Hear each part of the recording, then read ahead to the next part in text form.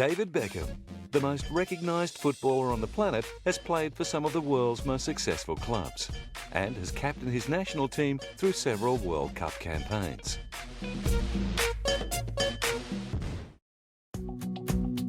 David Beckham's phenomenal cross-cultural resonance has made him a superstar in corners of the globe he's never even heard of, and where no one even knows how to play football.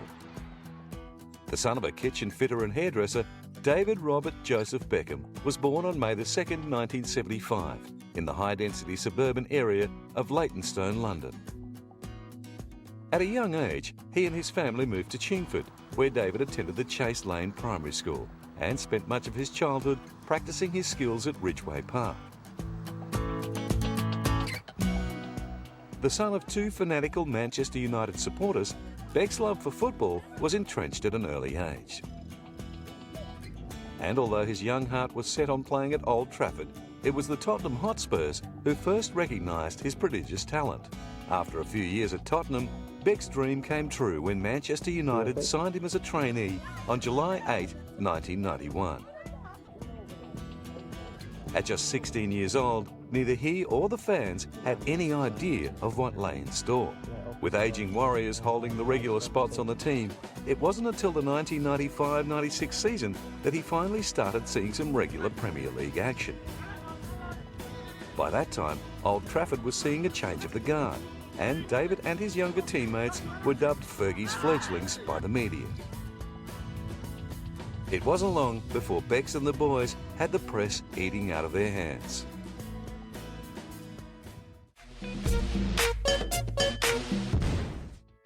David Beckham's star was on the rise, and so was the confidence of his teammates at Old Trafford.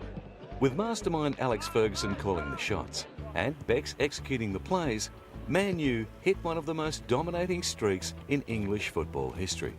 Between 1995 and 2003, they won 6 out of 8 Premier League titles. Although things on the pitch were going to plan, off-field, rumours of tension between David and Sir Alex gathered momentum, including whispers of a locker room incident where a stray boot connected with Beckham's head moments after parting with Sir Alex's right foot. In the end, they both agreed a transfer would be the best solution, and Becks headed for the warm Mediterranean sun of Madrid. Joining Real Madrid is a dream come true. Gracias. A la Madrid.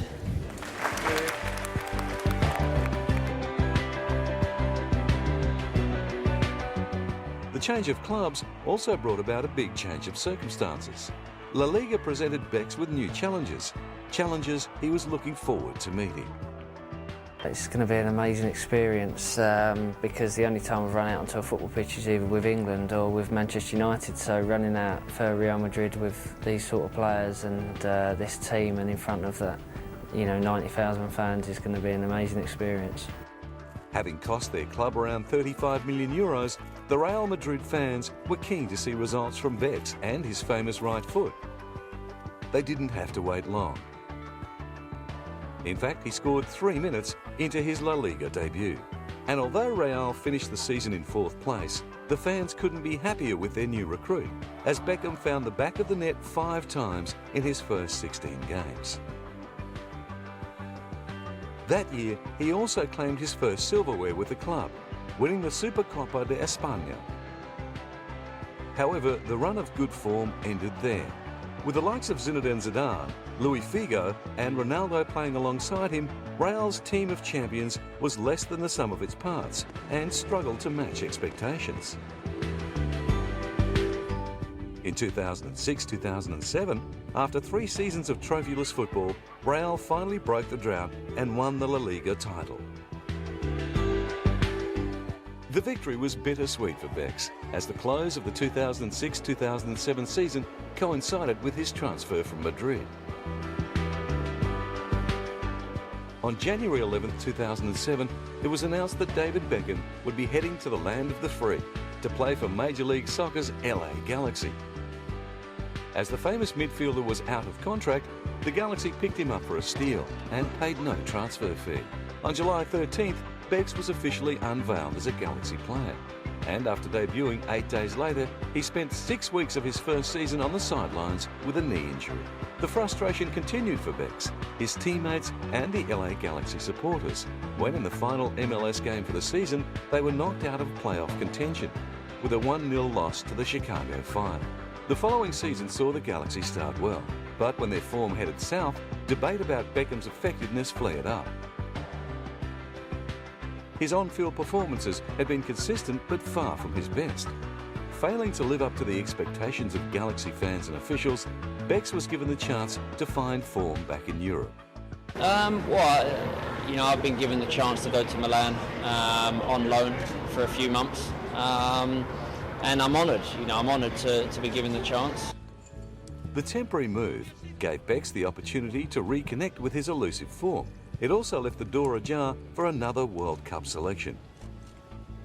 The new AC Milan recruit was clearly thrilled to be given another opportunity to mix it with other world-class footballers.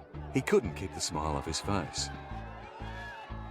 I'm very happy to be here. It's a great honour, and I've been very lucky in my career to play at some of the biggest clubs in the world, with Manchester United, Real Madrid, and of course AC Milan. Back in Europe, Beckham found the touch that had eluded him for so long in the States, almost immediately. Although it was initially announced that he would only play for Milan until the beginning of the 2009 MLS season, his great form impressed the club so much they were keen for him to stay.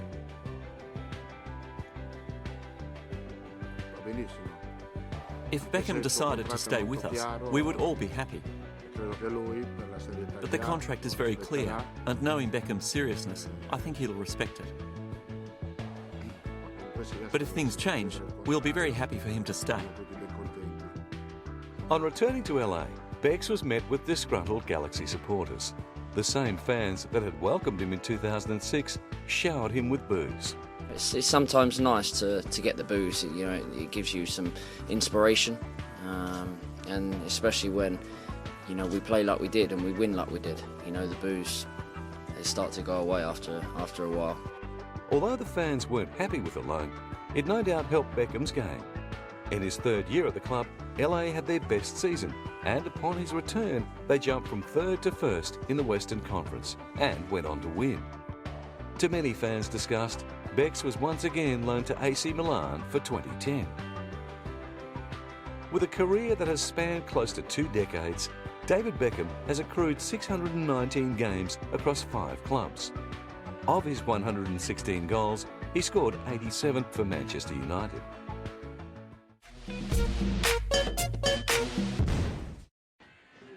With the hype surrounding David Beckham's performances for Manchester United increasing, nobody was surprised when he made his national team debut on September 1, 1996. It wasn't until a few years later that he became a regular on the team and played in every qualifying match leading up to the 1998 World Cup. However, his World Cup debut wasn't all chocolates and roses. The future England captain received a red card in England's second clash with Argentina. Although it didn't cost England the goal, many supporters chose to make him the scapegoat for England's early elimination. 4 years down the track, both Becks and the fans had moved on, and he was keen to make amends. Yeah, I think there's certain teams that people are mentioning, and there's going to be obviously a lot of world-class players in this competition, and hopefully we can do well. The 2002 World Cup was a happier experience for Beckham. Not only did he captain the side to the quarter-finals, he played some great football himself. The crafty midfielder then set his sights on Euro 2004. Unfortunately, it would be a tournament he would rather forget, but this time he had nobody to blame but himself. England found themselves eliminated from the competition in the quarter-finals via a penalty shootout against Portugal. Beckham missed his penalty kick and the Three Lions lost 6-5 on penalties. In the lead-up to the 2006 World Cup, Becks set about regaining some form and silencing the demons that had haunted him in international tournaments. England's captain needed to be at his best to have any chance of taking home the cup. And although form had been eluding him at Real Madrid, with so much at stake, Becks and the fans were confident he could bring his A game to Germany. We will win the World Cup in 2006. Come on, England! Come on, England! Come on, England! Germany 2006 started well for both England and their captain. After playing a part in their opening goal for the tournament, he set up 2 more the following game and was named man of the match. However, they were once again eliminated in the quarter-finals by Portugal. With a new era dawning at England under the guidance of Steve McLaren, an emotional Becks stepped down as captain and handed over the armband. Shortly afterwards, he was dropped completely from the team by McLaren. No, I think it's hard at the moment because I spent 11 years playing for England, and it's always tough when I'm watching England games and I'm not involved. But I've been honoured to have been able to put the shirt on for 11 years and 94 caps and 6 years as captain. So I've been honoured to do that, and I want to carry on doing that, and that's why I've not retired as an England player, and I won't retire. So. You never know what the future holds, but the future is in these kids.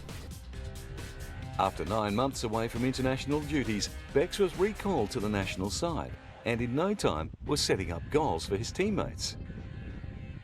In his second game back, he set up 2 world-class assists for Michael Owen and Peter Crouch, helping England on their way to a 3-0 victory against Estonia. My career's sort of been ups and downs, and when I've had highs, they've been extreme highs, and when I've had lows, they've been extreme lows. So, that's part of my career and part of my life, and it's part of many players' lives these days. But I'll be very proud to hopefully reach that 100 cap and also get it out of the way, because everybody's been talking about it for so long. It'd be good to get it and then move on, hopefully. Now in his mid-30s, Becks' international future is under constant re-evaluation. Since receiving his 100th cap in 2008, he has set his sights on being selected for another FIFA World Cup. Although it was initially thought the new England manager Fabio Capello would not include Becks in his World Cup squad, recent form and comments made by Capello suggest otherwise.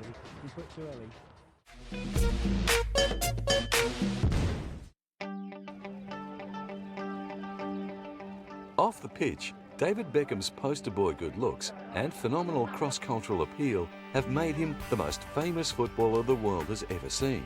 His success has much to do with his business-savvy wife, Victoria Beckham. Ever since their first meeting at a Manchester United game in 1997, the private and professional lives of Posh and Becks have been front-page fodder for magazines and tabloids throughout Europe and Asia. The world's premier football couple have 3 children, Brooklyn, Romeo and Cruz. However, Posh and Becks' path to fame and fortune hasn't been an entirely smooth ride. Affair claims in 2004 left Becks in damage control as his former personal assistant Rebecca Lewis went public with an alleged romance. Rebecca claimed that while spending lengthy periods away from Posh and the kids, during their relocation to Madrid, she and David became romantically involved. To this day, the football legend has denied the allegations. I think the way the news side have treated me in the last few months has been an absolute disgrace. I've done the same with the News of the World because I think they've tried to ruin my family. I think that I've done the same with the Mail because I've been called a bad father, I've been called a bad husband, and my wife's been called a bad mother. So, but I realise as England captain, and I've just said to the papers as well, that I'm actually a nice person as well. So, that's why I'm here. That's why I know that as England captain, I need to talk to people and the fans, and I just wanted to make that clear to everyone. Although this was undoubtedly a tough time, the Beckhams stayed strong and continued to build their empire. With a growing portfolio worthy of a Wall Street tycoon, they weren't afraid to use the Beckham name to sell a wide range of products. The ever-expanding Beckham brand even took on the world of publishing. Although it's not uncommon for footballers to release an autobiography or two, Beck's has taken it one step further.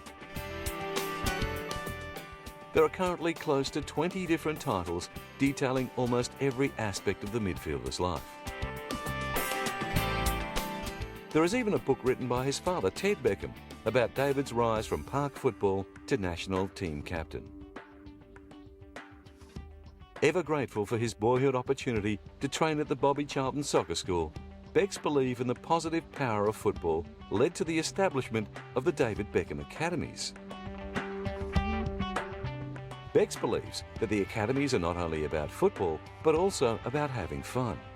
Every sporting arena, I think, is important for kids. You know, firstly to get them off the streets, because there's a lot of distractions out there in life, and you know, to have something like this, you know, I've always said that this academy is not just about the elitism. It's not about finding the new great players. If it does that, and if it gives the chance for kids to come down and improve their skills and become professional footballers, then great. But for me, the most important thing is the kids come down, they have fun, they enjoy themselves, they learn different things in this academy, because this academy is different from other academies, from other soccer schools out there. Thanks to the success of the UK Academy, it wasn't long before he launched another in the US. Every time someone says to me, what do you want to do when you finish playing football? Soccer, sorry. And I said to train kids to be part of a soccer academy and to have my own soccer academy. That was a dream. In early 2008, he travelled to Brazil to announce his intention to open a third academy. He hopes that in years to come, he can start academies in other areas of the world and ultimately open doors for young footballers that may have remained closed.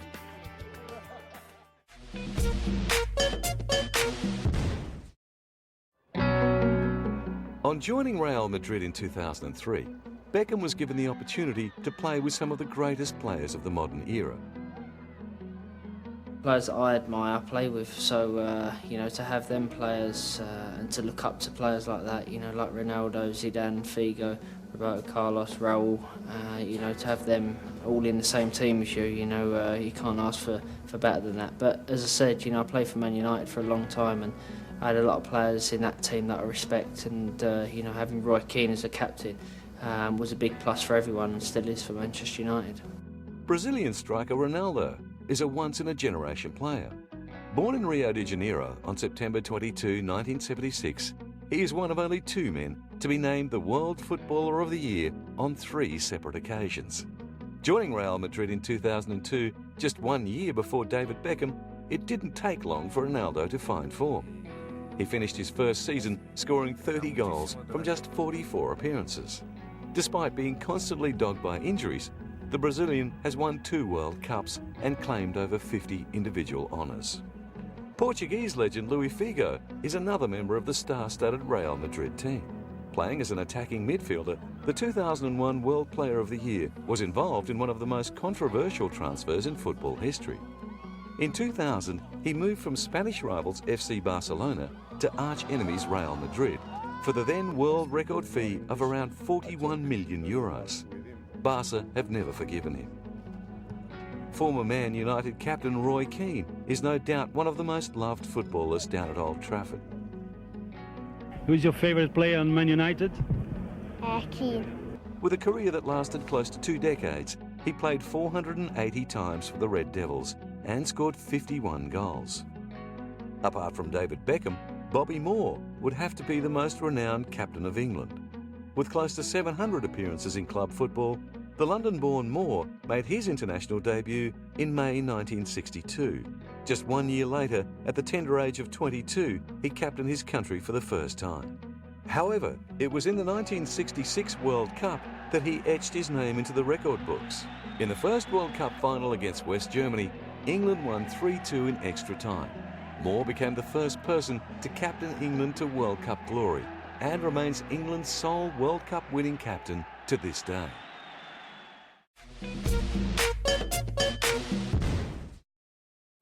With his football career drawing to a close, These days, Becks is more likely to be perceived as a businessman, fashion icon, heartthrob, charity campaigner and father who occasionally plays football. His forever-changing hairstyles have not only sold magazines, but also caught the imagination of the public, who try to keep up with and mimic Beck's style. This Becksteria has his sponsors doing cartwheels.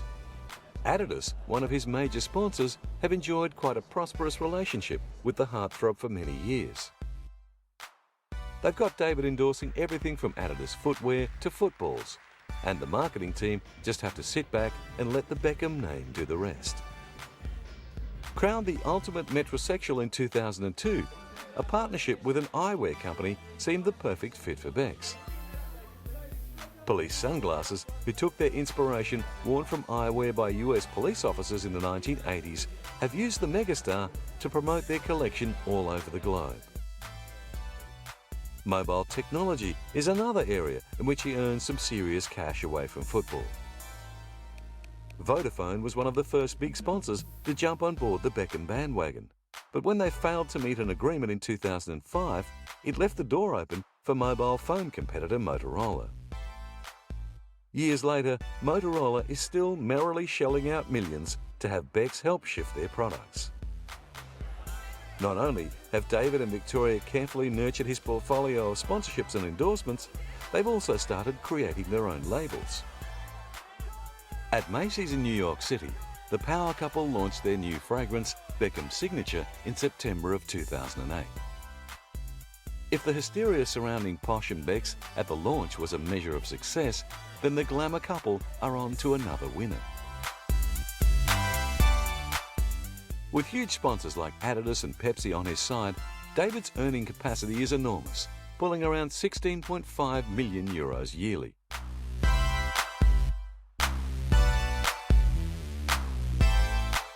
Although his salary might not match the likes of Lionel Messi, his income away from football easily compensates for that. At last count, the David Beckham empire was estimated to be worth around $225 million. This wealth can be attributed to his privileged position as the most famous sportsperson on the planet, and his appearance at the closing ceremony of the 2008 Beijing Olympic Games didn't do any harm to his profile. Really a proud moment for myself to be involved in something like this. You know, it's something that I was really proud to be obviously asked to be part of the bid, and now to be part of the closing ceremony and the handover was you know, it's an amazing moment for myself. Another proud moment came when he received an Order of the British Empire in June 2003 for his services to football. The prestigious honour gave a much-needed boost to the midfielder, who was in the midst of a transfer from Manchester United.